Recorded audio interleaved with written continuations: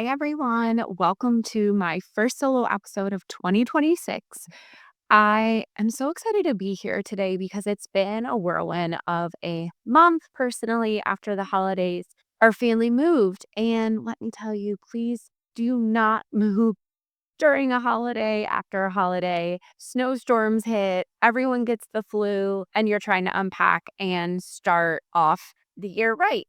Hold that for the future. But that's where I was for honestly the last month and a half is getting my life together. And I thought this is such a timely episode because in February, we often think we have to be sprinting ahead into the year. A lot of people have come to me professionally or just friends and saying, wow, January just I was so exhausted in January. Again, a lot of people get sick. You're coming off the holidays of all the eating and food, and your body feels heavy. Your mind feels heavy. You mentally have a lot going on because all of a sudden you have to go from the holidays to turn on the light, go full speed ahead. And that actually isn't true. January, I believe, is a time to allow yourself to react to what is happening around, whether that's work, whether that's personal life, health.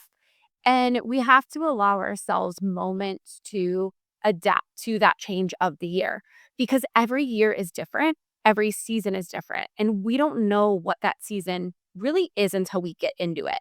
You can plan all you want. You can say, January, I'm going to start the best habits and everything is going to be organized and I'm going to get my life on track with my career. You could want to do all those things, but life happens and we don't stop to create a foundation. So that is what my episode is today is the foundational moment that we all need, not only in our career, but our life. And so this episode today is on a vision. Why a vision? And then I'm actually going to give you tangible questions and a little activity that I want you to think about as you listen through this. I don't often do this on a podcast. I often kind of give you tips and hear some stories, but today is more of a reflection in the best way possible. So I want you to go on a walk, drive, whatever you're listening to, just kind of decompress and really take this ahead and apply it to your life or career. What I want to start with first is vision and why it's so important. Again, a lot of people think you have to do this in January or no, actually February is probably the best month that you can start your vision for the year ahead and your foundation.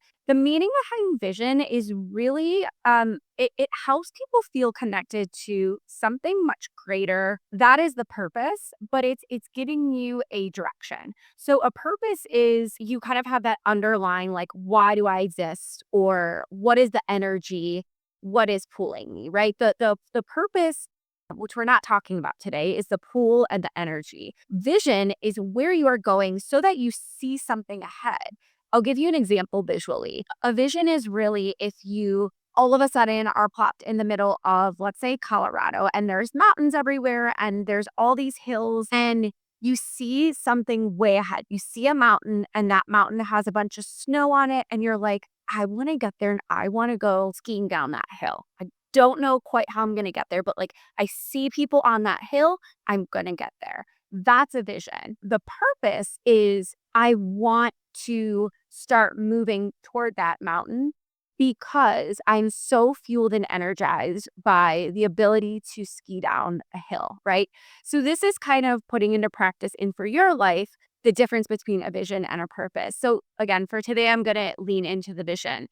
It also is a lot of motivation. What can feel very tough in your career, and this is where people start to feel stuck, like you're driving and all of a sudden you come to a halt. When you don't have a vision, if you're just driving aimlessly in your career or life, and you don't have something ahead of in general where you're going, it's going to start to not only feel boring, it's going to feel not as challenging. You're also not going to want to try as hard. You're not going to be fully motivated because you're like, I don't know, I've been driving for, 5 days. Let's just say you've been driving for 5 days and no one has told you where you're going. What is going to keep you going? Right? Like that would be such a boring drive. I don't like driving, but I only like driving if I know where I'm ending up. And that is kind of how I feel in my career and how I've seen it work for a lot of women in this space is once you have that ahead, you are able to reduce burnout. You're able to stay super resilient during those times that are very challenging. And you're able to have more of a career progression because you're able to see something ahead and take those risks and really take those steps forward, have those conversations when you know where it's going. Okay, now that we know what a vision is, I really, again, want to focus on breaking this down, but I also want to caveat with a vision is not. It is not a job title. You do not have a job title ahead. That's not your vision for the year. So put that aside. It's not a perfect plan. And this is where I think a lot of type A, as myself, very ambitious women or just anyone in their career, we get frustrated and feel like we failed if we have a perfect plan in mind and then things in that plan fall through, don't happen, and then you give up and say, forget it. But that's not what a vision is. It's going to meander. It's going to feel bumpy, but you're going to keep going through it if you have a vision. And also, a vision is not a promotion or perfect performance review. I see this a lot in the work world in my HR job is, we think once we hit that title or promotion, we're just going to feel better and our vision is just going to come to life. That is actually false. You want to start at the beginning. A vision is very personal, it's directional, and it's also rooted in your values and strengths. So if you are struggling to start this, your next step is going to be understand what you value and understand what energizes you. Because if you don't have that, then you're actually just kind of creating kind of a direction ahead that might not stick with you. And then when it starts to not really hit for you and you give it up and you're just like, forget about that vision, that is because it wasn't connected to your values. So on the side, I know I talk about values assessments a lot because I'm such a firm believer in it. I literally complete my values assessment at least yearly, sometimes every 6 months. If you went through like a big life change, if you went from going to not having kids to all of a sudden having kids, that is a big moment. If you went through a breakup or if you went through a loss, those are moments where you kind of want to align again. So, and the strengths, of course, you want to know your strengths because if you are spending time going in a direction that just doesn't not only energize you, but that you just that's just not your space, right? I'll give you an example. One of my strengths is being strategic. However, I've had clients come to me and say, I am not strategic, but I'm super creative and innovative. And I can have the ideas. I'm not quite sure how to get those executed, but I am like the marketing guru because I can come up with these amazing ideas. Great. That's your strength. Lean into it. Do not make a vision for yourself to all of a sudden become do this strategic work if that is not you and that is not what you're good at. It's okay to be selective and push those things aside and really narrow in on your vision. So I'm going to give you a few different questions that I want you to come back to. And I'll actually put these in the show notes so you can reference if you are driving and want to come back to this. But the 4 questions I have surround 4 different pillars of bringing your vision to life. And that first is impact. So my first question to you is what type of problems do you want to solve? Or how do you want to have that impact? And this is typically in your job. And this is such a good question because so many of us think tasks relate to growth and promotion and title. That actually is not the case. You have to focus on the impact. And so, but what do you want to impact? Do you want to impact the bottom line? Do you want to impact clients? Do you want to impact a business and the way something is sold? Do you want to impact a story, a brand? People, what is it that you want to impact? So that's your first question. The second is around growth and skills. So in your vision, what skills do you want to deepen or stretch? I want you to picture visually, I'm like stretching my arms right now. What through this year do you want to stretch and like literally feel like you're pulling yourself to grow that skill? A lot of people are throwing out AI out there, but like, what about AI? Also, what about what other EQ skills? When I say EQ, I mean emotional intelligence as it relates to presence, influence, communication in front of leaders. Is it that you want to work on stretching yourself to put yourself out there and network? Maybe it's that you're looking to stretch yourself in another area, such as, again, taking a risk. That I want you to really sit with. But that is your second question. The last two, the third one is around energy. I am a big firm believer, and I see it work for not only dozens of my clients, but I've seen it work for mentors and other coaches out there that always come back to like the energy piece, right? Like what energizes you and then what drains you. Because if you have a vision and it just feels draining all the time, that's not a vision. That's actually, you're putting up barricades and barriers actually along the way. So you really want to think, what energizes me? This one could be a little challenging because sometimes you just don't know at the top of your head, like, well, I don't know. I wake up and I just have to feel energized because I have to take care of my kids or I have to go get on the subway or go to work. But what I want you to think about is, what are those little moments that make you excited to step ahead? Open the door, open up your laptop. And if it's not opening your laptop that energizes you, that's okay. But what about going about outside? What about talking to people? Is there something else that energizes you from just being surrounded by growth and diversity? So it's different for everyone. It could be as simple as inspiring others. That's really what energizes me, honestly. At the end of the day, I have a bunch of tasks and I'm going between HR and coaching. But then at the end of the day, I come back to what energizes me, and it's those moments where I'm making an impact on others' lives. And when I'm not doing that, that's when I feel drained. If I am just doing tasks after tasks on the side, you better believe it, I give up and I'm drained because I do not like tedious Excel spreadsheets around numbers. Finding that's not me. That drains me. Hey, if Excel excites you, great. Keep it on your energy list. But number 3, again, what's that energy? What's draining you? The last is a really big question, but it can be very simple. And it's, what do you want to be known for this year, next year, the year after? And this is the best part of a vision because it can be very big. I'll give you an example. So when I first transitioned from being a therapist at a nonprofit and I moved into the corporate world at a real estate developer, that honestly makes no sense as I say that sentence, right? Like, how did I do that?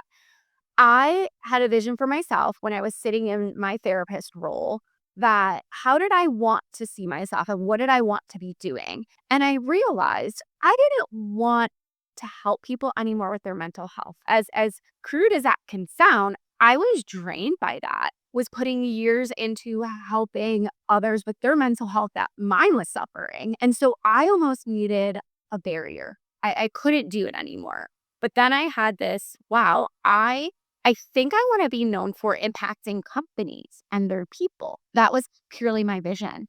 And that's all really I did. And then I, of course, had many steps in between to get there. But for you, I hope that gives you an understanding of what it could be. It could be something that you want to be known for years out. It could be something that you want your kids to know you for, or your partner, or a company. What do you want to, when you walk out a door, people to think and say? Hopefully good things, of course, but like, what do you want them to feel? What do you want to be known for? So these 4 questions, I'll repeat them again. What type of problems do you want to solve? Like, how do you want to make an impact? What skills do you want to deepen? And how do you want to grow? The, what gives you energy? What drains you? And what do you want to be known for? Those 4 questions are very powerful in creating your vision for yourself. So come back to these, write them down, think about it. And all of a sudden, these puzzle pieces will come together. Your last piece of activities or advice for this episode is really around that guided activity of bringing it all together. So once you answer those questions in general, you're going to spend several minutes really thinking and answering one of these prompts. At the end of this year, I want to feel, and start just writing and thinking about that in general. The reason why you don't want to do this question first, you want to start with those 4 questions because it's going to build. They're building blocks. You think of it, Legos. Each one of those questions is a building block to create that vision. And so I leave you with this again. At the end of the year, I want to feel, and that is going to be that ending point of the vision. I want to feel, I want to be doing, I want to be impacting. What is that?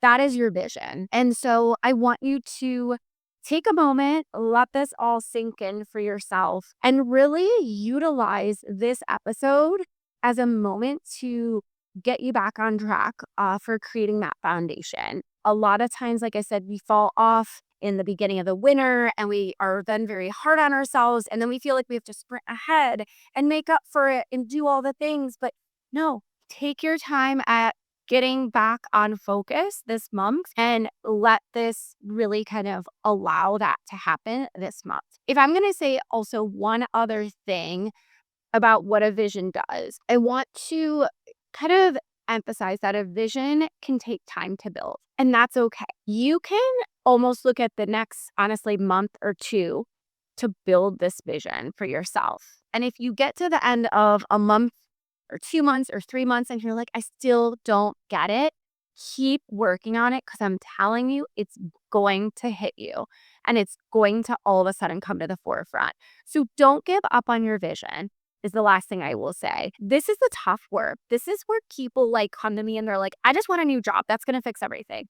I just need to get paid more. And my biggest thing is saying, actually, no, that is not the answer. Let's go a few steps backward first, create this foundation, and then you're going to excel and feel so much better. And I'll be honest, my vision for myself this year is a little murky because I've just been in survival mode of moving, taking care of kids, taking care of myself. And to be honest, I've come back to these questions multiple times and I still kind of don't know. I also want to share a story. I had someone tell me recently that they had a vision years ago. They hit that goal, they hit that vision, and they're like, great.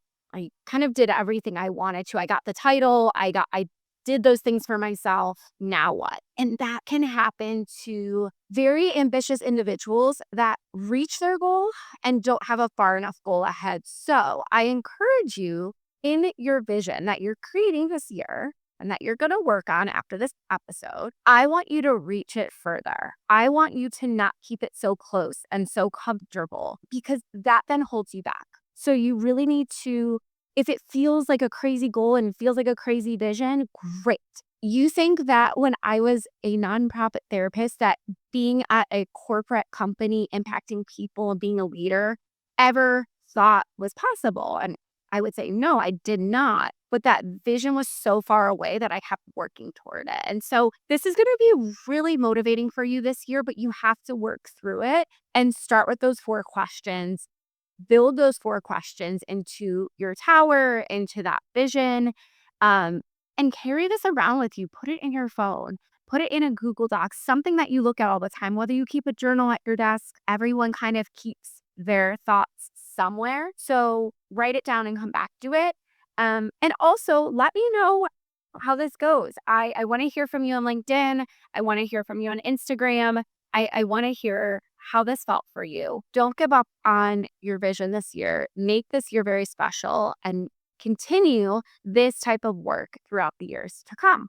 So thank you for joining me today. I really am happy you stopped by for this episode. Please always remember again to follow me on LinkedIn. I provide a lot of content, a lot of coaching advice, and continue to listen to more episodes. If you liked this, please follow, please share with a friend. Really appreciate you stopping by.